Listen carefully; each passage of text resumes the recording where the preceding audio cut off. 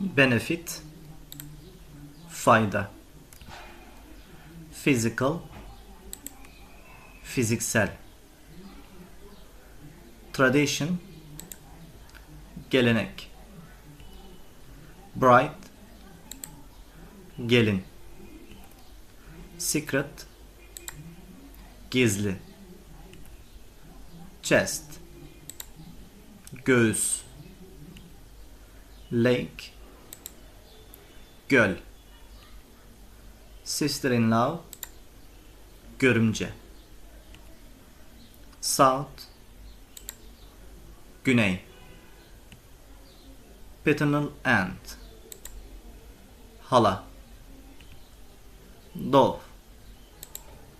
hamur, airport, havalimanı, thief, hırsız, inside, iç, twin, ikiz, province,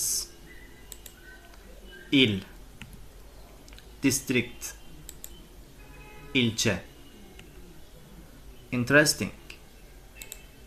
ilginç, stomach, karın, opposite, karşı, spoon, kaşık,